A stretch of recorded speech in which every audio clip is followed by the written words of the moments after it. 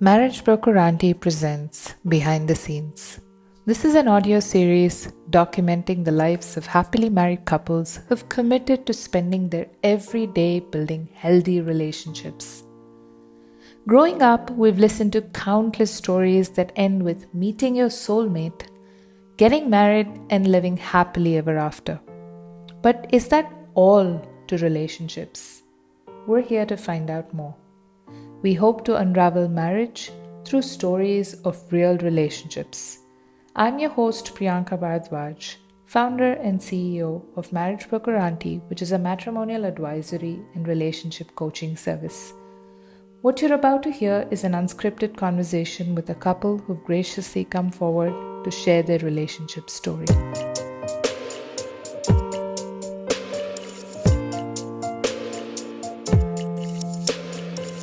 From Bangalore, mom to a 4.5-year-old, wife of Tejas, and I'm also a coach and an energy healer. I have my own business called Being Light. And prior to this, I was in the corporate, working there for 11 years in various sales and marketing roles. And I love cooking, I love playing with my son, I love gardening, and I love learning all the time. I'm Tejas. I work for Buehler, a company called Buehler in India. I manage strategy there. I like running. I like bikes. I like playing with my son. I like eating my wife's cooking. On today's episode of Behind the Scenes, we have Thejasvi and Tejas. Thejasvi and Tejas met in pre university in 1999. Theirs was a classic case of love thy neighbor, in this case, the roll number neighbor. Although they found each other interesting from the get go, they didn't start dating right away. It was nearly a decade later that they realized they had feelings for each other and started dating. And then they got married in 2013. They're yet another couple who've braved long distance for a couple of years right at the start of their married life. They currently live in Bangalore with their 4.5-year-old son, Bhargav. We actually met in high school or pre-university, and so we were great friends back then. Then not so great friends, and then we got back in touch, and we found that we our wavelengths matched, and so it's always about the comfort that we share with each other. And so you guys have been together now since 2008, so that's 13 years. Wow, what's that been like? We've seen each other evolve. We've seen each other grow. Like any growth, there has been growing pains, but we feel we've overcome those growing pains and sort of grown around each other and grown together. What did you like about each other when you first, met each other or, decided to sort of get married, be with each other for the rest of your lives? I think when we first met, I had fallen for his looks. But in our next, meetup or once we reconnected, it was more about the kind of person he had turned out to be, and there's a lot of comfort and familiarity, and we found that both of us liked similar things. We, shared similar views about the world, and we were both had similar temperaments. And also, I think both of us shared a creative side, and Got it. both of us were sort of like introverts. We liked our space. We liked to wind back into our worlds at times. So a lot of these things really matched. How would you say this has either evolved or changed, or, you guys still value the same things about each other? So we've only added to that list.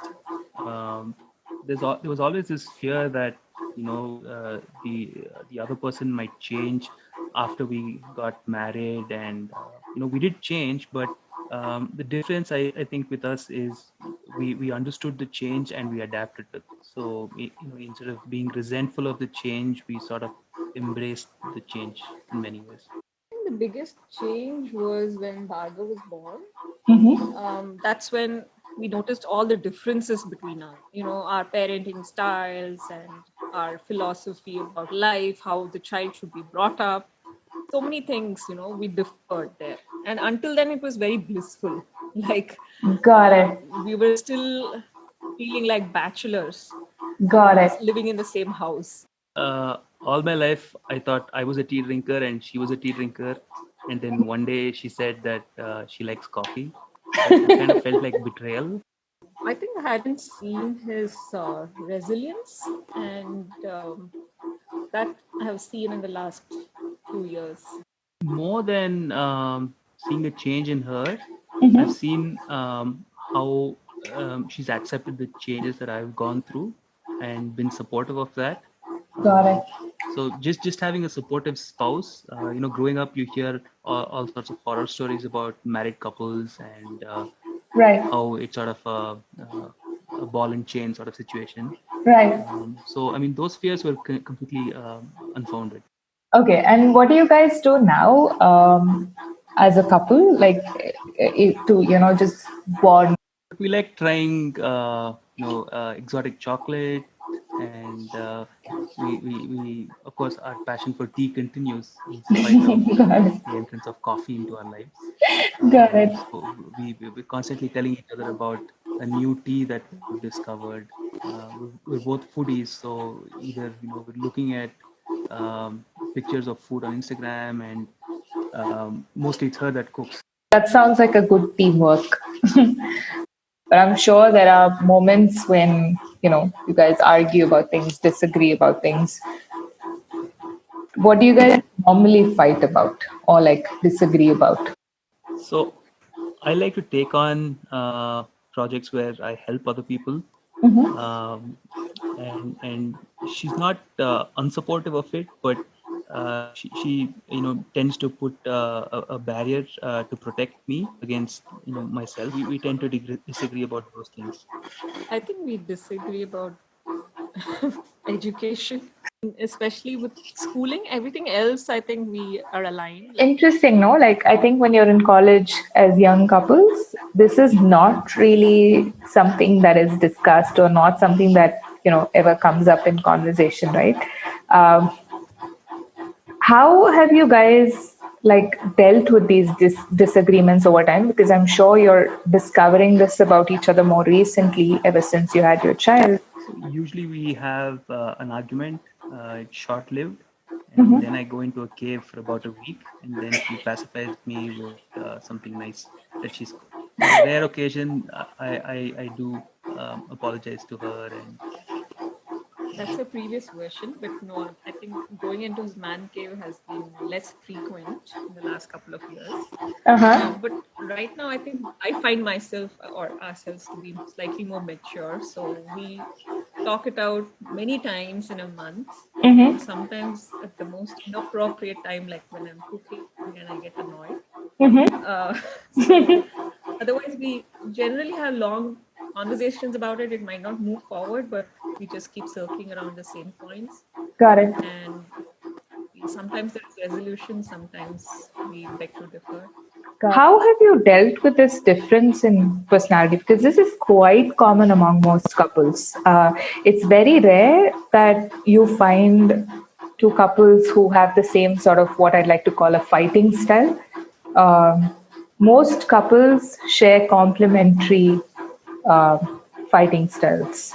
How do you guys deal with this difference? Have you spoken about it? Have you discussed the way you disagree itself? so agreeing to disagree is something that we learned fairly early on. So we both respect the space that we need to give each other to cool off. Got it. So shorter for her, longer for me. But in the end, it comes with the realization that certain topics have to be dealt with. Right. So it almost becomes like something to do on a to-do list. Right. And then you get around to it and have the difficult conversation and resolve it. What did it actually take to have that realization or to break that previous pattern and say, okay, there has to be a middle ground, at least for some of the issues? Did you guys consciously do something, or it just naturally happened over time? I think it comes, or it starts with the realization that you want to be with this person, right? So Right. you might want different things, but you want to be with this person, and working around an issue to find a resolution comes from that desire to be with the other person, that commitment that you want to keep. Absolutely. I think commitment is so important to, just making things work, right? How do you let some of your worst fights or like disagreements not get in the way? Give each other that cooling off period, and um, then if it's a thorny issue, then you have to deal with it. um, there have been times when we've come across an issue, and I've just sort of tried to sweep it under the rug. How do you deal with having to wait because the other person needs a bit more time? This, I think, is an important question because a lot of people who are like this, take a bit more time than they would like to actually get to a place where they say, okay, my partner needs time and I'm going to wait. And it has nothing to do with me, it's how they are, and I'm not going to take it personally. Initially, it was very difficult, especially when we were just dating. Yeah, And it would really annoy me that how can he hold for 2 weeks, 3 weeks right, at a time. The worst has right, been 3 weeks, I think. right. After marriage, also that was the case. Yeah, And he was away for 2 years to study, and that sort of changed a lot of perspective for me. I valued his presence more than the fight itself. So I think I had also matured in terms of my expectations. Started with me dropping those expectations that he needs to cool down faster. So got once I it. dropped that expectation, he also changed in his cooling down period, started coming down drastically from like 7 days to 2, 3 days, and that was okay with me. Got And it. I got myself busy with so many other things that this was not my top priority. Got it. Got it. No, this is beautiful. Like, because I feel like these are nuances of a relationship that are often not talked about. And sometimes you end up feeling like it's only you who's experiencing this because I am somebody who takes a lot of time to process things. And I shut off when someone's being confrontational with me. I shut off and I can't open my mouth. And the harder they try, the harder it becomes for me to open up. And so it's really interesting to hear your side of the story in terms of how you deal with being patient with your partner, right? It really throws some perspective on, you know, from the partner's point of view. But if you were to like go back in time and each of you tell your single selves one thing about marriage that you didn't know before you got married, what would it be? It's that you can't sweep away problems under the rug. I think They live growing with you up, now. yeah, You can't hang up. I mean, growing up, I could just be upset with my folks, and uh, you Yeah, know uh, somehow the situation will be resolved. yeah. I guess part of being married is that they don't just go away. Just like if you have dishes in the sink, they don't go away. That's like adulting 101, right? Unfortunately, you have to deal with Yeah. every issue. I started the conversation with asking each of you to tell me a little bit about yourself. But if I could ask each of you to describe your partner in maybe 3 or 4 adjectives, how would you do it? So this is Thejasvi. She is my wife. She is a healer and has a professional coaching practice now. She's the mother of our 4-year-old, 4.5-year-old son. She's had a long stint in the corporate world before this. She loves cooking. She doesn't realize how much of a balance between the head and heart she is.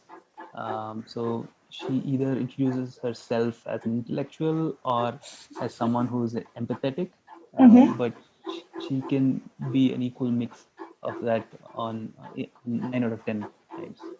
I would say that he's a saint Oh, living a married life, and he's a very creative soul and gentle, kind soul. If you were to describe how you are as a couple to somebody, how would you do it? Okay. Hi, we are Thejasvi and Tejas.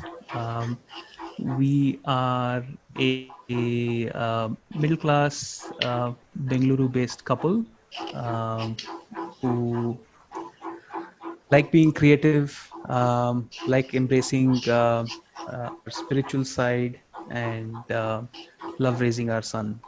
I would say that both of us are kindred spirits. We share the same dreams. We have the same outlook about life.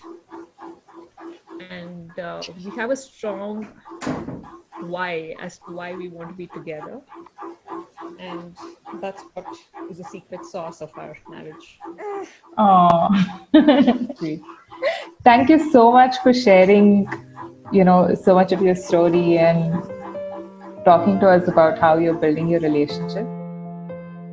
The most profound insight I had from my conversation with Thejasvi and Tejas today is that building a relationship is much like a growing baby. At every growth spurt, the baby experiences pain. Through their incredible journey of living apart, living together and raising a child together, they've discovered and embraced their differences that they never knew existed. I learned that it's really important to be intentional about spending time with each other even after you've had children, and towards that, it's always useful when you have shared interests. I also learned that there may be moments when you feel like you aren't aligned just because you both deal with conflicts differently. But deep down, when you know that you really want to be with each other, no conflict is too big for you to conquer. I wish Thejasvi and Tejas more power, more creativity, more happiness, and much more tea in the years to come.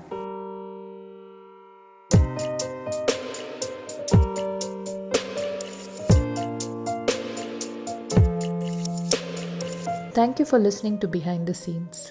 These conversations are available on the Marriage Broker Auntie channel on YouTube and Spotify. Please subscribe to our channel if you haven't already done so you can have access to future episodes as soon as they're out. Please do like and share these conversations with your friends and family. Much has been said about how we meet our partners, but very little about how we build relationships with them. So if you think this conversation could inspire someone you know, don't forget to share this with them. If you'd like to follow us on social media, you can find us on Instagram and Twitter.